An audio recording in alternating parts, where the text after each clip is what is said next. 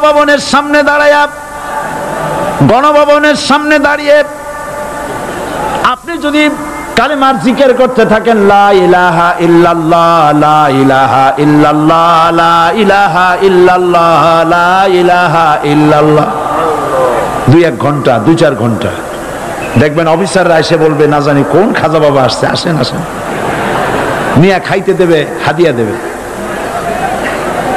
যেহেতু যিনি পড়তেছেন উনি বোঝেন না কি বলতেছেন, আর যারা দাওয়াত দিয়ে নিয়ে গেল ওরা টের পায় নাই যে কি কি শুনে দাওয়াত দিতেছে।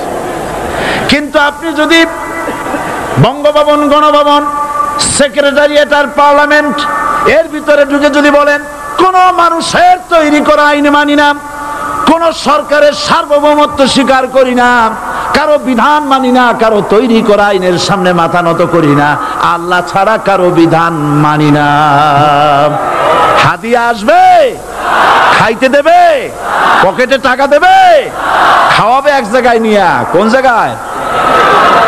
লাল দালানে। বোঝাবুঝির কথা। পয়গম্বরেরা দাওয়াত দিয়েছেন আয়াতুল কুরসি ফরজ নামাজ পড়িয়া, দেখছি অনেকেই জামার বুতাম টুতাম খুলিয়া তারপরে জোরে একটা ফু দেন। অসুবিধা নাই, ফু আপনি দেন, কিন্তু কি পড়ে ফু দিচ্ছেন আপনি কি বুঝছেন কিছু? সুবহানাল্লাহ। বুঝলি কি এই চেহারা হয়? এতগুলো মানুষ লাগে নাকি বিপ্লব করতে, কালেমার রস কায়েম করতে? 313 জন মুসলমান যথেষ্ট পৃথিবীতে।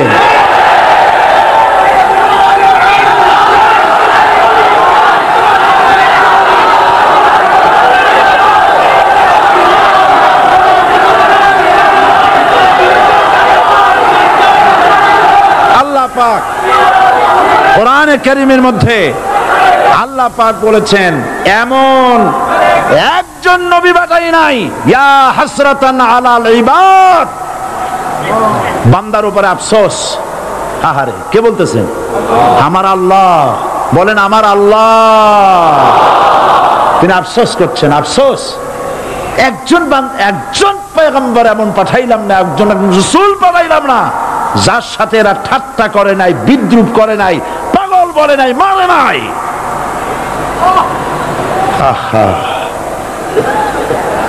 অপরাধ কি? আল্লাহর সার্বভৌমত্ব প্রতিষ্ঠার অপরাধ।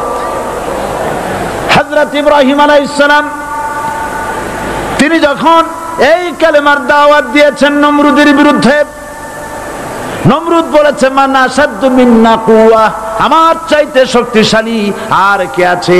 আনা রব্বুকুমুল আলা, আমি তোমাদের বড় প্রভু। নাউজুবিল্লাহ। কই থেকে একটা তুমি বলছো লা ইলাহা ইল্লাল্লাহ, আমি তো ইলাহ। হযরত ইব্রাহিম আলাইহিস সালাম কি কালেমার দাওয়াত পেশ করার অপরাধে অগ্নিকুণ্ডের ভিতরে ফালাবার ব্যবস্থা হয়ে গেছে। আল্লাহ পাক সব ঘটনা কোরআনে বলে দিয়েছেন কিনা বলেন? কেন বললেন এই সমস্ত কথা? এই জন্য বলেছেন, ফেরাউন মরে যাবে, নমরুদ মরে যাবে, কিন্তু তাদের প্রেতাত্মারা যুগে যুগে তারা বেঁচে থাকবে। আগুনের ভিতরে ফালাবার ব্যবস্থা হয়েছে। আল্লাহ পাক বলে দিয়েছেন, আমার রাস্তায় যদি চেষ্টা করো, জিহাদ করো, আমার সাহায্য তোমরা পাবে। ওয়া কানা হাক্কান আলাইনা নাসরুল মুমিনিন, মুমিনদেরকে সাহায্য করা আমি আল্লাহর জন্য ওয়াজিব। সুবহানাল্লাহ বলবেন না? আলহামদুলিল্লাহ বলবেন না? আমার জন্য ওয়াজিব মুমিনদেরকে সাহায্য করা। ইব্রাহিম আলাইহিস সালামকে আগুনে ফেলানো হচ্ছে। হযরত জিবরাইল বলেন, ইব্রাহিম তোমাকে আগুনের ভিতরে ফেলানো হতেছে, আমার কাছে সাহায্য চাও, আমি তোমারে বাঁচায় দেব। হযরত ইব্রাহিম আলাইহিস সালাম তিনি বললেন, জিবরাইল আমার পরীক্ষা চলতেছে, আমাকে ডিস্টার্ব করো না, আমি তোমার কাছে সাহায্য কেন চাইব? আমি তো এমন কোন অন্ধ আল্লাহর ইবাদত করি না যিনি তার বান্দার দুঃখ দুর্দশা নিজের চোখে না দেখেন। পরীক্ষা পাস করছে না? পাস করছেন কিনা? হযরত ইব্রাহিম বলেন, শোনো জিবরাইল, আমি যদি আগুনের ভিতরে পড়ে যাই আর আগুনে পুড়ে যদি ভস্ম হয়ে যায়, আমার আল্লাহ যদি এতে খুশি হন, তাহলে আমি আমার রব্বুল আলামিনকে খুশি করার জন্য এভাবে 1000 বার পড়তে আমি রাজি আছি। ইব্রাহিম আলাইহিস সালাম আগুনের ভিতরে পড়ে গেলেন। আল্লাহ রাব্বুল আলামিন আগুনের প্রতি নোটিশ করে দিলেন, ইয়া নারু কুনি বারদাও ওয়া সালামান আলা ইব্রাহিম। আগুন আমার ইব্রাহিমের জন্য শান্তিদায়ক, ঠান্ডা হয়ে যা। ইব্রাহিম আলাইহিস সালাম জ্বলছেন, পুড়ে গেছেন। নমরুদ তার প্রাসাদের ছাদে বসে ইব্রাহিম আলাইহিস সালামের পোড়া দৃশ্য দেখে আনন্দ করবে, আগুনের দিকে তাকায় দেখে ইব্রাহিম আরামে বসে আছেন। পোড়া তো দূরের কথা, জামাও পড়ে নাই। ও ডাক দিয়া বলে, রে আগুন, গোটা জাতি নিয়ে তোর পূজা করলাম, আমার দুশমন কেন জ্বালাইতে পারিস না? তোর জ্বালানো শক্তি কি নষ্ট হয়ে গেছে নাকি?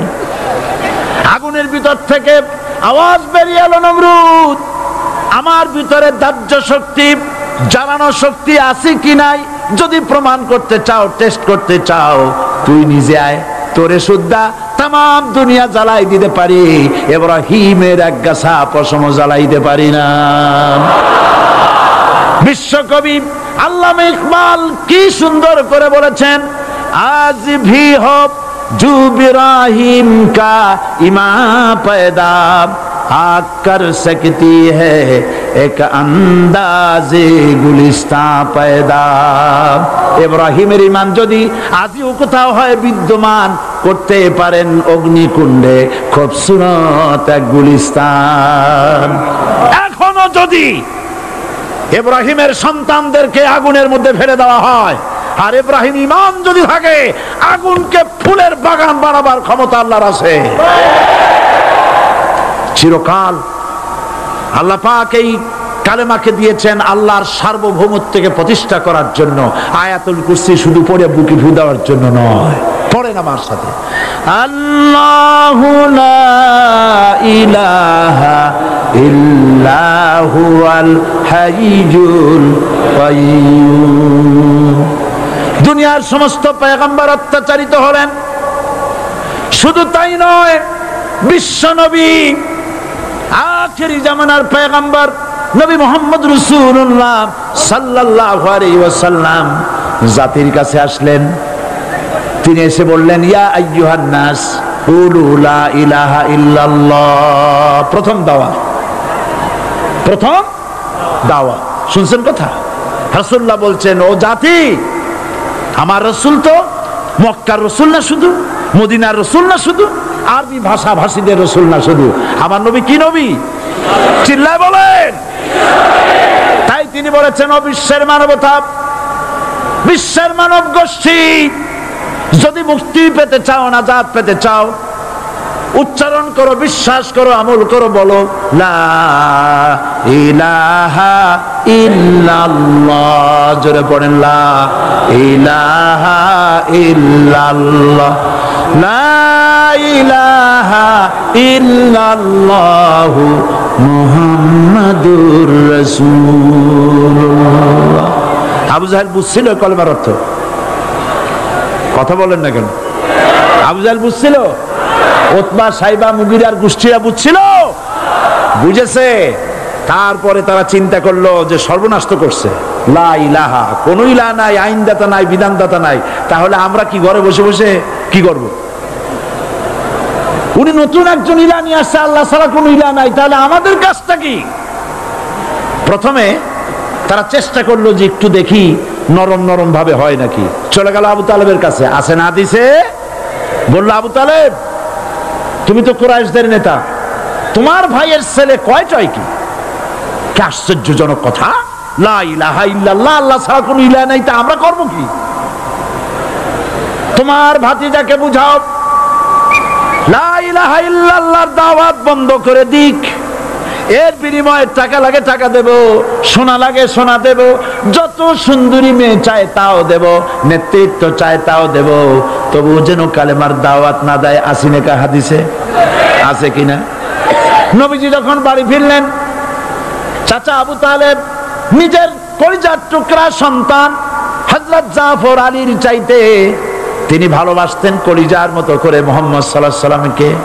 বলছে, বাবা এমন কথা কেন বলো যাতে লোকেরা খেপে যায়? এই কথাগুলি বলো না, ওরা আমার কাছে এই সব প্রস্তাব দিয়ে গিয়েছে। রাসূলুল্লাহ প্রস্তাব শুনে এগ্রি করলেন? জি। আমার নবী বলেন, আমার চাচা আবু তালেব প্রস্তাবকারীদেরকে শুনিয়ে দিন। হুজুরের সাথে তখন অনেক লোকজন, নাকি অনেক অস্ত্রপাতি? কিচ্ছু নাই, আল্লাহর শক্তি ছাড়া কিছুই নেই। আমার নবী বলেন, আমার চাচা আবু তালেব প্রস্তাবকারীদেরকে শুনিয়ে দেন।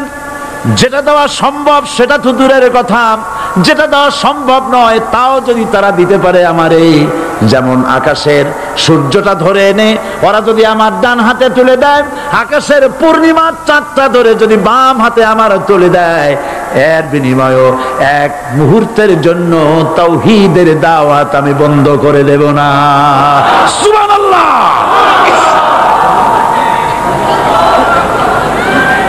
রাসূল করিম সাল্লাল্লাহু আলাইহি ওয়াসাল্লাম তাদের এই প্রস্তাবকে যখন গ্রহণ করলো না, কাফেরেরা বুঝলো। আমি আগেই বলেছি 3 শ্রেণীর লোক বাধা দিয়েছে। কয় শ্রেণী? প্রথম শ্রেণী কি? রাষ্ট্র শক্তি, তাদের হাতে অস্ত্রপাতি তো খুব শক্তি। আর যারা একবার ক্ষমতায় যায় ওরা মনে করে এই ক্ষমতা থেকে আমাদেরকে কেউ নামাইতে পারবে না। বিংশ শতকের শ্রেষ্ঠ মুজাদ্দিদ আল্লামা সৈয়দ আবু দাউদ মওদুদী রাহমাতুল্লাহ আলাইহি তিনি এক জায়গায় লিখেছেন, স্বৈরাচারীরা তার পতনের সমস্ত ছিদ্র বন্ধ করে, কিন্তু একটা ছিদ্র বন্ধ করতে পারে না। মনের ভুলে সে ছিদ্রটা থেকেই যায়, যেই ছিদ্র দিয়ে আসলে তার পতনটা হবে। ক্ষমতায় গিয়ে মনে করে চিরকাল ক্ষমতায় থাকবো। ভারতের প্রধানমন্ত্রী পণ্ডিত জওয়াহরলাল নেহেরু রাঁচি পাগলাগারদে গিয়েছেন, মেন্টাল হসপিটাল। পাগলেরা নেহেরুকে দেখে আশ্চর্য হয়ে গেছে, এত সুন্দর মানুষ, মাথায় কেস্টে টুপি, গায়ে শেরওয়ানি, মুসলমানি ড্রেসই আলাদা। যদিও তিনি হিন্দু ছিলেন, পরেছেন মুসলমানি ড্রেস। শেরওয়ানি কাদের পোশাক? কাদের পোশাক? হাতে ছড়ি নিয়ে হাঁটা, স্টাইল করে, সুন্দর পাজামা, সুন্দর টুপি, সুন্দর সাজসজ্জা করে মুসলমানদের ড্রেস। এই ড্রেস পরে তিনি গিয়েছেন, সব সময় যে ড্রেস তিনি পরতেন। পাগলেরা জিজ্ঞেস করছে, তুমি কে গো? উনি বলছেন, আমারে চেনো নাই? আমি ভারতের প্রধানমন্ত্রী পণ্ডিত জওয়াহরলাল নেহেরু। পাগলেরা বলছে, ও সেই কথা। আমরাও যখন এই হসপিটালে আসছিলাম এই তোমার মতো লম্বা লম্বা কথা আমরাও বলছি, থাকো আমাদের সাথে কিছুদিন, তোমার মাথাও ঠান্ডা হয়ে যাবে। ক্ষমতায় যারা থাকে, ক্ষমতার মোহে চতুর্দিকে অন্ধকার দেখে, মনে করে আমার পতন আর হবে না। কিন্তু তোমাকে বুঝিবে যে গোকুলে বাড়ি শেষে গাড়ির চাকা সব সময় উপরে থাকে না। গাড়ির চাকা সব সময় উপরে থাকলে গাড়ি তো চলবেই না। গাড়ির চাকা ঘোরে বলেই তো গাড়ি চলে।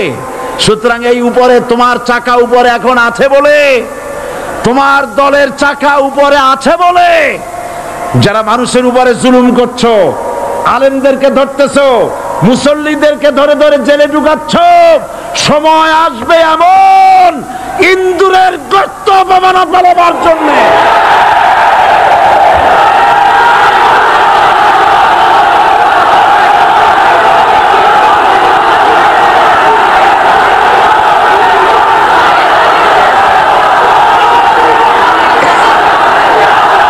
আবু জাহেলের গোষ্ঠী,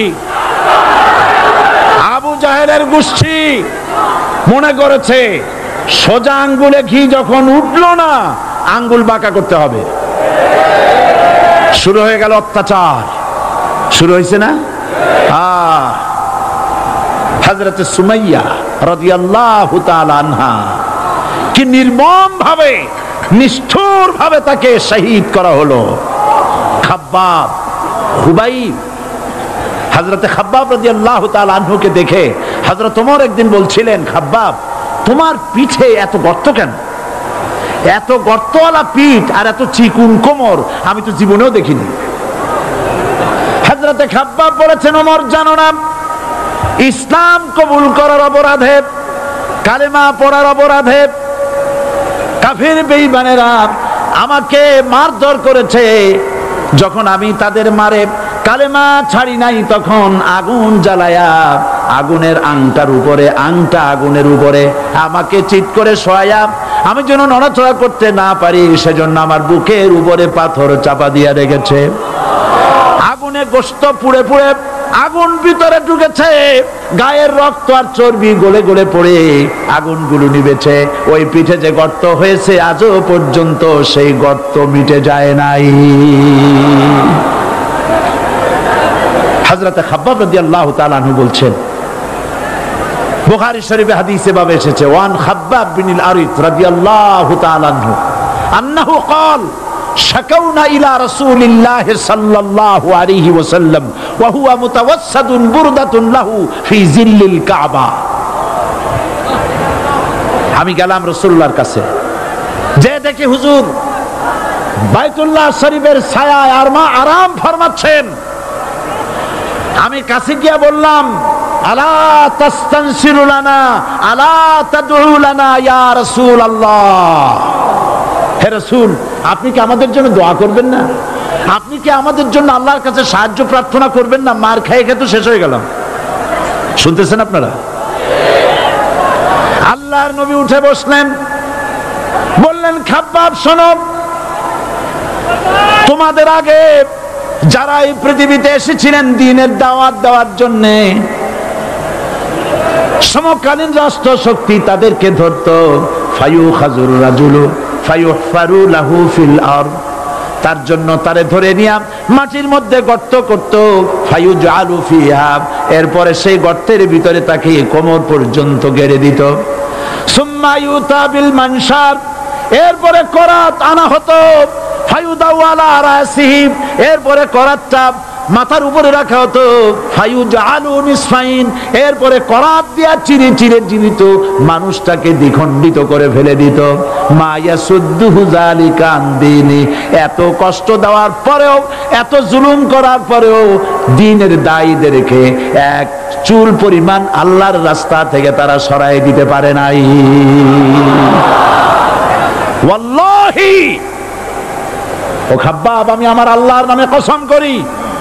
মুসলমান কে কসম করতেছে? আল্লাহ রাসূল। আমি আমার আল্লাহর নামে কসম করি, ওয়াল্লাহি লা ইউতাম্মান্নাল্লাহু হাযাল আমর হাত্তা ইয়াসির রাকিবু মিন সানা ইলা হাযরামাউত।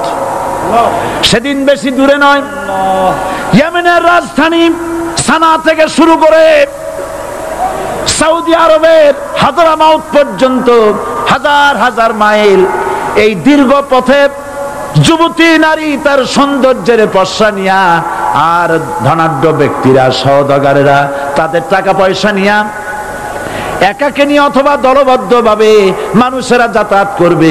লা ইয়াখাফু ইল্লাল্লাহ, মানুষের মনের মধ্যে কোনো ভয় থাকবে না।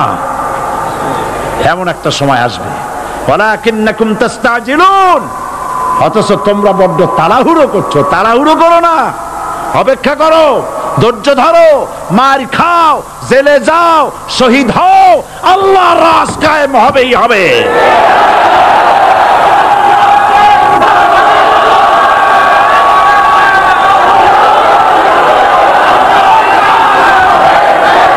বিল্ডিং থেকে শিক্ষা গ্রহণ করুন। বিল্ডিং, ইমারত, দালান থেকে শিক্ষা গ্রহণ করুন। এই যেটা দালান আছে না পাশে, দেখতে পাচ্ছেন? এই দালান কি দিয়ে তৈরি করা হয়েছে বলেন? ইট। সমস্ত ইটেরা যদি ধর্মঘট করত, আমরা কেউ মাটির তলায় যাব না, কেউ আমরা আগুনে পুড়ে ঝামা হব না, পিক হব না, কেউ আমরা টুকরা টুকরা হব না, সবাই থাকবো উপরে উপরে, তাহলে কি দালান হইতো নাকি? এই বিল্ডিং নির্মাণ করতে গিয়া ইটের যে স্যাক্রিফাইস, হাজার হাজার ইটকে পিক হতে হয়েছে, পুড়ে যেতে হয়েছে, খোয়া হতে হয়েছে, ভেঙে টুকরা টুকরা হয়ে 50 ফিট মাটির নিচে যেতে হয়েছে। তারপরে ইমারত গঠন হয়েছে, সুন্দর দালান তৈরি হয়েছে। যারা ইসলামী শাসন চান, আল্লাহর দ্বীনকে বিজয়ী দেখতে চান, তাদেরকে অসংখ্য মানুষকে পোড়াইটের মতো জেলখানায় পুড়ে পুড়ে মরতে হবে, অসংখ্য মানুষকে ফাঁসির কাস্টে ঝুলতে হবে, গায়ের রক্ত দিতে হবে, শহীদ হতে হবে, তারপরে ইসলামের ইমারতটা কায়েম হয়ে যাবে। শায়ের কবি কি সুন্দর করে বলছেন, কবি সুন্দর করে বলছেন, ये शहादत गाहे उल्फत में कदम रखना, ये शहादत गाहे उल्फत में कदम रखना, लोग समझते हैं आसा है मुसलमान होना। মানুষেরা মনে করে মুসলমান হওয়া খুব সহজ জিনিস। না, মুসলমান হওয়ার অর্থ হলো শাহাদাতের ঈদগাহে শামিল হয়ে যাওয়া।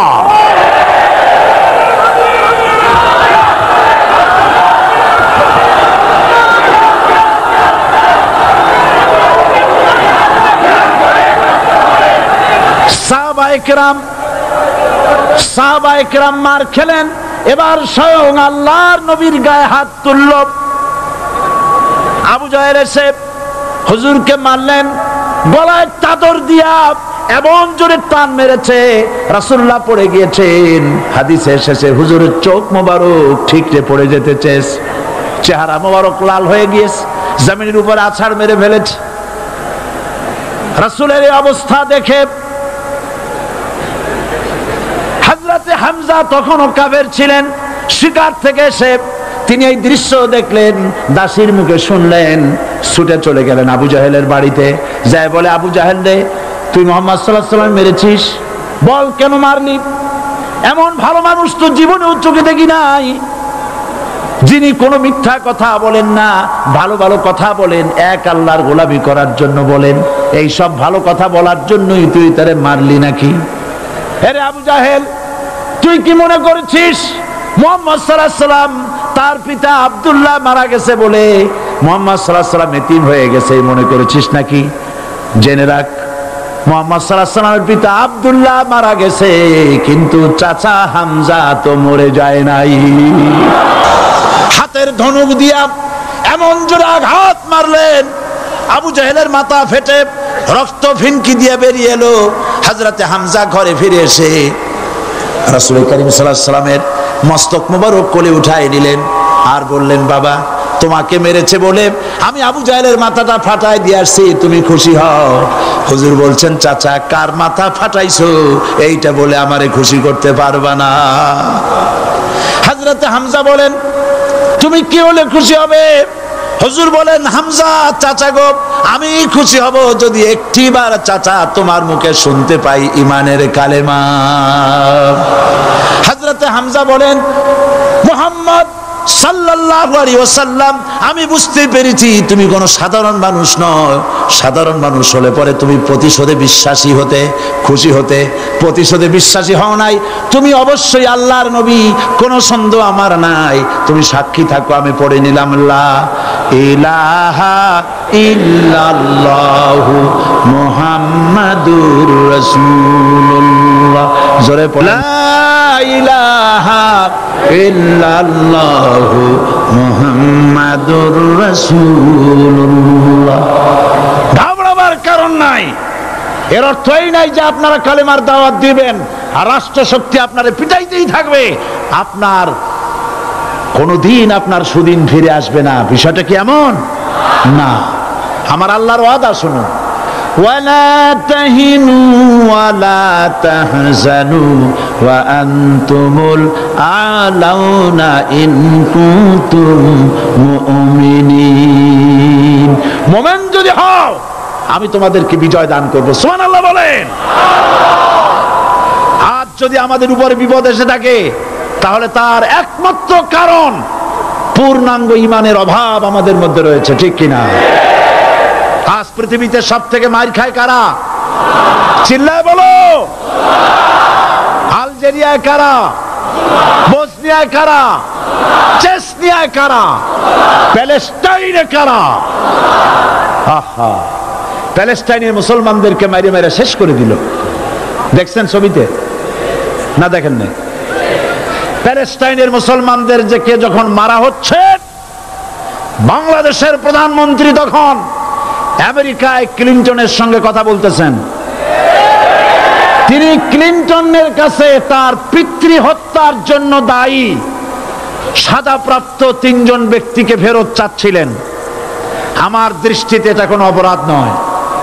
সন্তান তার পিতার প্রতি আকর্ষণ থাকবে। আমার আপত্তি সেখানে আপনি প্রধানমন্ত্রী শুধু শেখ পরিবারের প্রধানমন্ত্রী নন, শুধু আওয়ামী লীগের প্রধানমন্ত্রী হওয়া উচিত নয় আপনার। আপনি পৃথিবীর দ্বিতীয় বৃহত্তম বাংলাদেশের 12 কোটি মুসলমানের প্রধানমন্ত্রী। পিতৃ হত্যার আসামি ফেরত চাইলেন, কিন্তু বিল ক্লিনটনের আশ্রয় প্রশ্রয় লালিত পৃথিবীর অসভ্য জাতি সন্ত্রাসী ইহুদিরা প্যালেস্টাইনের মুসলমানদেরকে পাখির মতো গুলি করে হত্যা করছে। আপনি কেন জবাব চাইলেন না?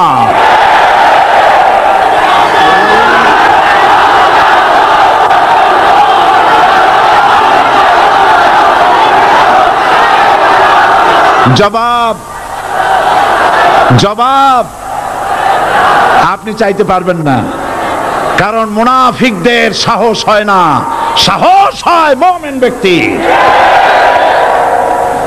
বিল ক্লিনটনকে বলা দরকার ছিল, এই ইসরায়েলকে তোমরাই বসিয়েছো, মধ্যপ্রাচ্যের বিষ ফোড়ায় পরিণত করেছো তোমরা। তবে হ্যাঁ, যুরিবাত আলাইহিমুজ যিল্লাতু ওয়াল মাসকানা ওয়া বাউ বিগাদাবিন মিনাল্লাহ।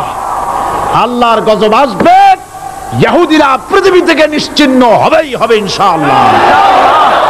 দেখেছেন তাকাইয়া প্যালেস্টাইনে ইসরায়েলিরা হেলিকপ্টার, গানশিপ, কামান, বোমা নিক্ষেপ করছে, আর প্যালেস্টাইনের শিশু কিশোর যুবকেরা ইহুদিদের নিক্ষিপ্ত বোমা আর কামানের মোকাবেলা করতেছে পাথর দিয়ে। আমি আমার অন্তরের অন্তঃস্থল থেকে ধন্যবাদ জানাই, মোবারকবাদ জানাই খালিদ বিন ওলীদের উত্তরসূরি, খাব্বাব খোবাইবের উত্তরসূরি প্যালেস্টাইনের ওই সব যুবকদেরকে যারা কাফের বেঈমান ইহুদিদের মোকাবেলা করতেছে ইট আর পাথর দিয়ে। আর আমি আমার অন্তরের অন্তঃস্থলের সমস্ত ঘৃণা দিয়ে আমি ধিক্কার জানাই পৃথিবীর মুসলিম শাসকদেরকে, যারা মুসলমানদের মার দেখে চুপ করে যারা বসে আছে।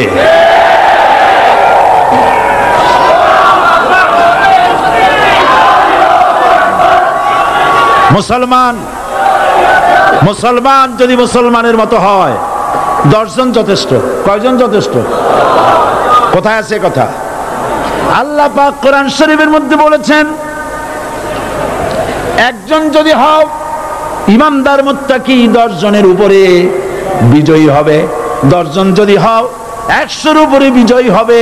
100 যদি হও 1000-এর উপরে বিজয়ী করবো। জোরে বলেন সুবহানাল্লাহ। কবি বলতেছেন, ফিজায়ে বদরে পয়দা কুন ফেরেশতে তেরি নুসরত কো উতার সকতে গর্দু সে কতর অন্দর কতর আবি। বদরের মুসলমানদের মতো ঈমান আনো, তাহলে আকাশ থেকে কাতারে কাতারে ফেরেশতা নাজিল করে দিয়ে আল্লাহ পাক তোমাদেরকে সাহায্য করবেন। সুবহানাল্লাহ। সে আল্লাহ আছে না নাই? জোরে বলেন, আছে না নাই?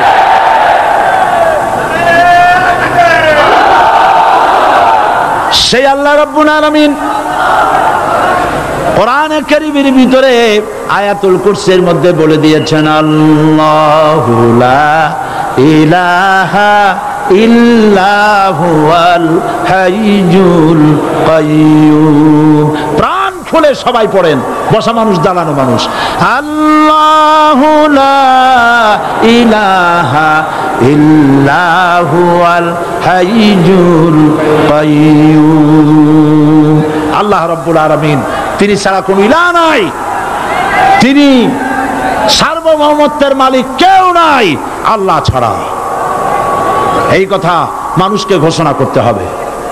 বাধা, এই কথা বললেই বাধা দেবে কয় শ্রেণীর লোক? তিন শ্রেণী। প্রথম শ্রেণী হচ্ছে কে? রাষ্ট্রশক্তি। আজও তারা বাধা দিচ্ছে। আল্লাহর আইন দিয়ে দেশ চালাও, তারা তাদের মন মর্জি মোতাবেক আইন দিয়ে দেশ চালাবে। আল্লাহ পাক বলছেন আলা আলাহুল খালকু ওয়াল আমরু, সৃষ্টি যার, আইন চলবে তা। কারো বাবার আইন চলতে পারে না, নিজেদের তৈরি করা আইন চলবে না। ইনিল হুকমু ইল্লা লিল্লাহ, একমাত্র আইন চলবে কার? এই আইন রাসূল করিম সাল্লাল্লাহু আলাইহি ওয়াসাল্লাম মদিনায় কোরআন দিয়ে প্রতিষ্ঠিত করেছিলেন। আল্লাহর বিধান, আল্লাহর সার্বভৌমত্ব কায়েম করেছিলেন। কোরআন সংবিধান হলো, চুরি বন্ধ হলো, ডাকাতি বন্ধ হলো, জেনা বন্ধ হলো, হত্যা বন্ধ হলো, ধর্ষণ বন্ধ হলো, সব কিছু বন্ধ হয়ে গিয়ে মুসলমানেরা শান্তি লাভ করলো, পৃথিবীর মানুষ শান্তি লাভ করলো। সুবহানাল্লাহি ওয়া বিহামদিহি।